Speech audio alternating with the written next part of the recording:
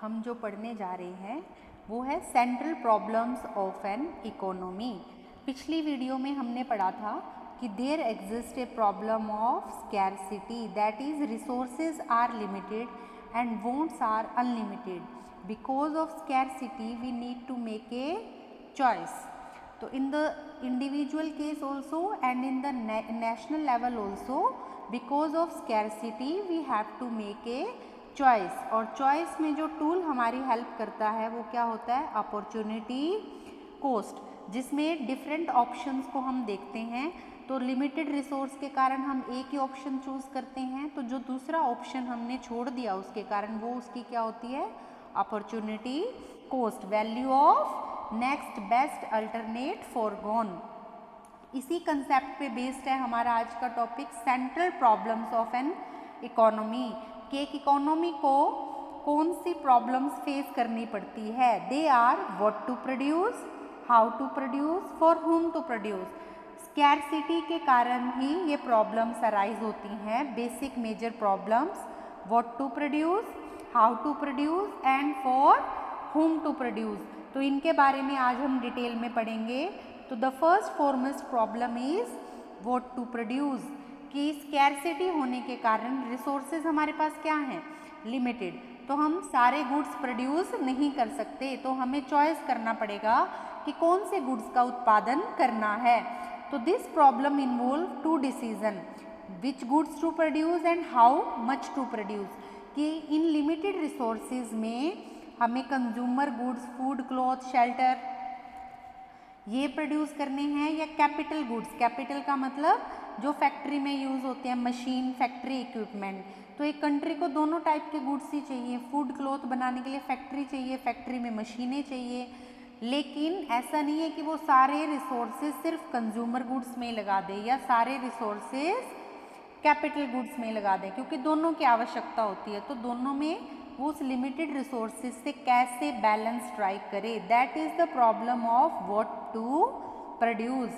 Similarly जो civilian good है, bread है, स्कूल है, हॉस्पिटल है, लोगों के लिए ये चाहिए।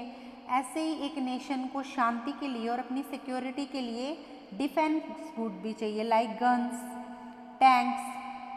तो ऐसा नहीं है कि सारे के सारे डिफेंस गुड ही प्रोड्यूस कर ले, क्योंकि रिसोर्सेज क्या है? लिमिटेड। और ऐसा नहीं है कि बिल्कुल भी प्रोड्यूस ना करे, सारे ब्रेड, स्कूल, हॉस्पिटल इन पे ही लगा दे, क्योंकि नेशन को सिक्योरिटी के लिए इन पे भी खर्च करना पड़ता है। तो इस पे कैसे बैलेंस स्ट्राइक करे? What to produce.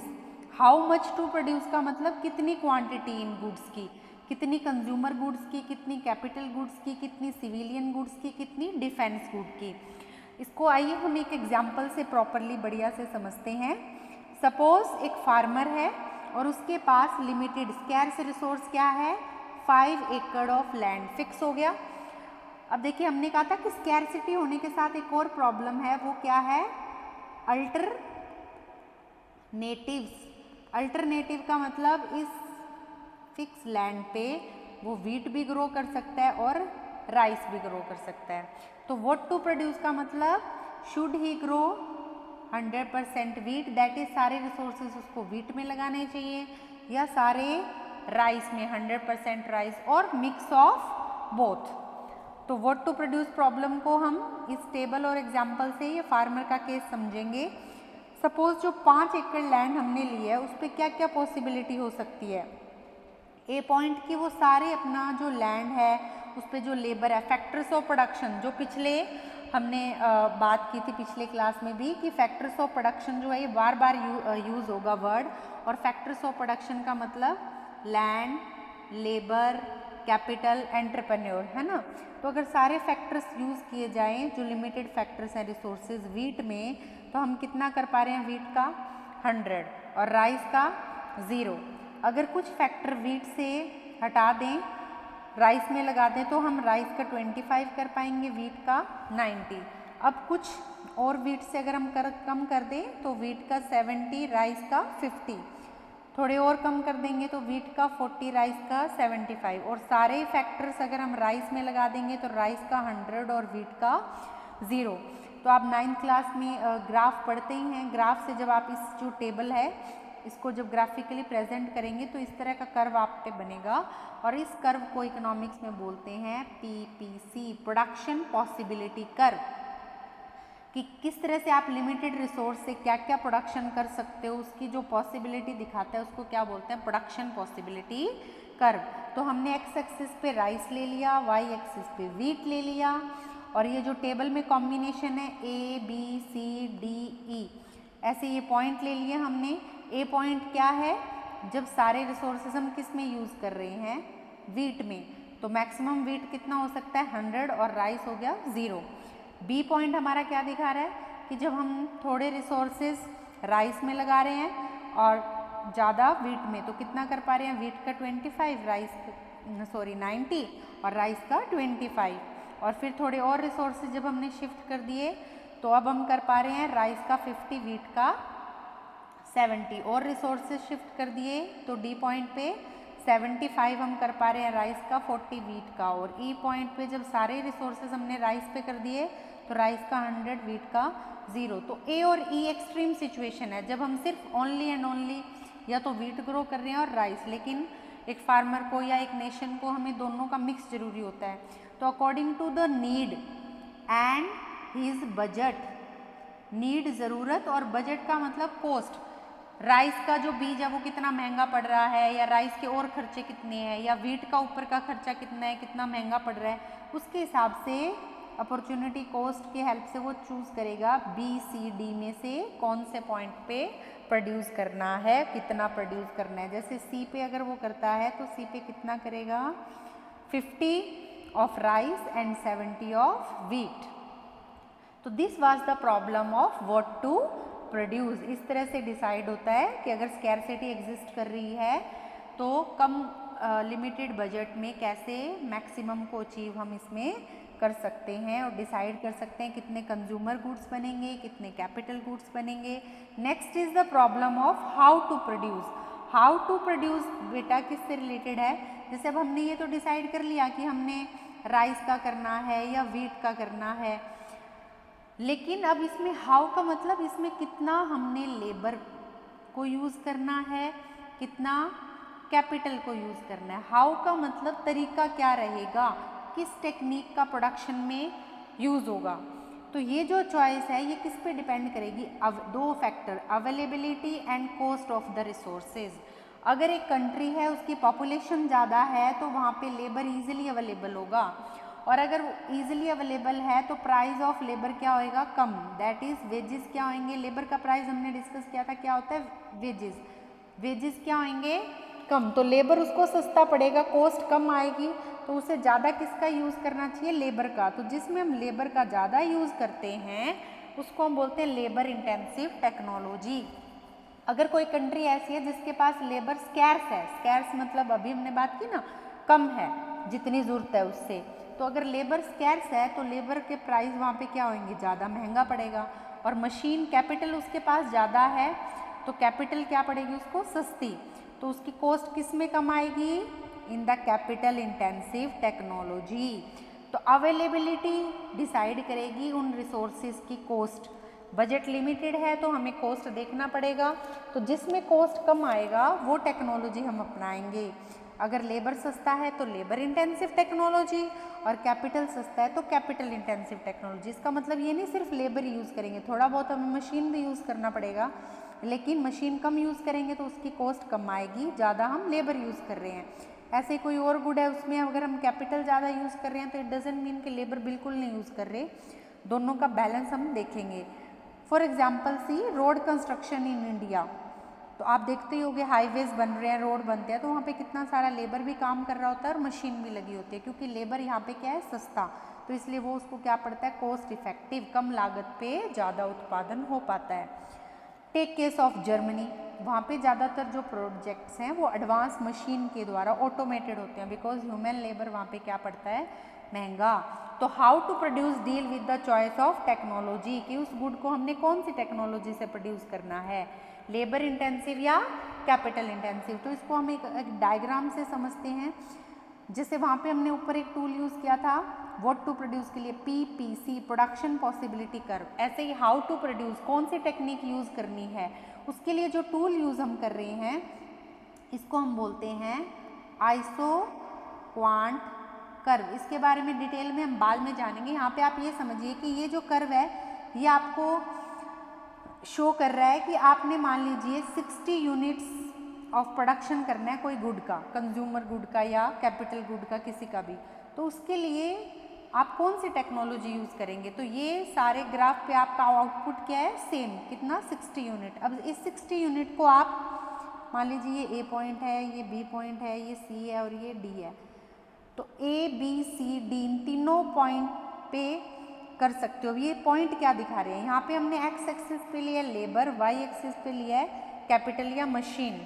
तो ये point A B C D आपको क्या दिखा रहे हैं, A पॉइंट ये दिखा रहा है कि आप मशीन का ज़्यादा यूज़ कर रहे हो 90 और मान लीजिए लेबर यूज़ कर रहे हो 10। B पॉइंट दिखा रहा है कि आप 20 लेबर यूज़ कर रहे हो और 50 यूज़ कर रहे हो मशीन। C पॉइंट दिखा रहा है कि 20 आप मशीन यूज़ कर रहे हो और 50 लेबर। D दिखा रहा है कि लेबर 90 तक यूज़ कर रहे हो और मशीन 10। तो देखिए जितना D की तरफ होंगे उतना ही हम लेबर ज़्यादा यूज़ कर रहे हैं, जितना A की तरफ होंगे तो उतना ही हम कैपिटल को यूज़ कर रहे हैं ज़्यादा। तो अगर A पे हम प्रोड्यूस कर रहे हैं, उत्पादन कर रहे हैं, तो हमारी टेक्नोलॉजी क्या है यहाँ पे, ज़्यादा कैपिटल इंटेंसिव। D पे हमारी टेक्नोलॉजी क्या है, ज़्यादा लेबर इंटेंसिव। तो डिपेंडिंग ऑन कि हमारी कंट्री में लेबर सस्ता है या कैपिटल, उसके अकॉर्डिंग हम A B C D में से चूज करेंगे हाउ टू प्रोड्यूस, कि more labour should be used और capital. And the last central problem या major economic problem is for whom to produce. For whom to produce का मतलब जो goods का प्रोडक्शन हो रहा है वो ज़्यादा लो इनकम लोगों के लिए हो रहा है या हाई इनकम लोगों के लिए हो रहा है। अगर एक कंट्री में लो इनकम लोग बहुत ज़्यादा हैं तो वो ज़्यादा महंगे गुड्स को अफोर्ड नहीं कर पाएंगे, खरीद नहीं पाएंगे। और हाई इनकम लोग अगर ज़्यादा हैं तो वहाँ पे ज़्यादा महंगे लग्जरी गुड्स प्रोड्यूस किए जा सकते हैं, क्योंकि वहाँ पे उसकी डिमांड होगी और उस पैसे से गवर्नमेंट का बजट बढ़ेगा तो गवर्नमेंट और उसको डेवलपमेंट के लिए खर्च कर सकती है। तो इट डिपेंडिंग ऑन कि जो गुड्स हैं वो किसको टारगेट करके प्रोड्यूस किए जा रहे हैं, लो इनकम लोगों को, मीडियम इनकम, हाई इनकम को। फॉर होम टू प्रोड्यूस कि उन लोगों की कितनी परचेजिंग पावर है, वो कितनी परचेजिंग पावर मतलब इनकम है, उतनी डिमांड होगी तो उतने गुड्स प्रोड्यूस किए जाएंगे। फॉर होम टू प्रोड्यूस मतलब किन लोगों के लिए, लोअर इनकम और हाई इनकम। तो आपसे इस तरह के क्वेश्चन पूछे जा सकते हैं जो कंसेप्ट बेस्ड इवैल्यूएशन में, कि अगर एक कंट्री का हेल्थ सेक्टर है तो उसका फोकस एक्सपेंसिव महंगे स्पेशलाइज्ड हॉस्पिटल बिल्ड करने में होना चाहिए या उसको प्रायोरिटाइज करना चाहिए public health centre low income के लिए। तो अगर एक कंट्री शुरुआती डेवलपमेंट स्टेज में है और लो इनकम ग्रुप के लोग बहुत ज़्यादा हैं तो सबसे पहले उसको ज़्यादा बजट अपना प्रायोरिटाइज करना चाहिए PHC में, बिकॉज लोगों की हेल्थ ठीक रहेगी, डिसीज़ फ्री रहेंगे तो उनकी प्रोडक्टिविटी बढ़ेगी तो उनकी इनकम बढ़ेगी और लेटर ऑन फिर इनकम बढ़ने के कारण गवर्नमेंट का बजट बढ़ेगा तो फिर वो एक्सपेंसिव और स्पेशलिटी हॉस्पिटल भी बना सकती है। तो शुरू में ज़्यादा इस पे करना चाहिए, बाद में उस पर फोकस किया जा सकता है। इस तरह से बैलेंस करना चाहिए।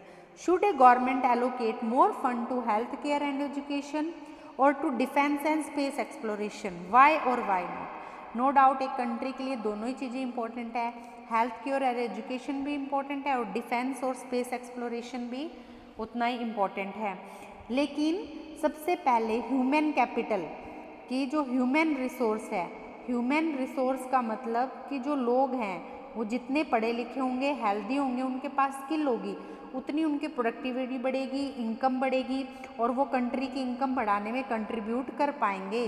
तो अगर लिमिटेड बजट है तो पहले सरकार को ज़्यादा किस पे खर्च करना चाहिए, हेल्थ केयर और education of the people. As the standard of living rise, country की इनकम बढ़ जाती है, ह्यूमन रिसोर्स डेवलप हो जाता है, उसके बाद डिफेंस और एक्सप्लोरेशन पे भी वो थोड़ा खर्च कर सकती है। तो इस तरह से बैलेंस बनाना होगा। तो फॉर होम टू प्रोड्यूस जो है इसको हम PPC की हेल्प से दिखाएंगे, जैसे पीछे दिखाया था।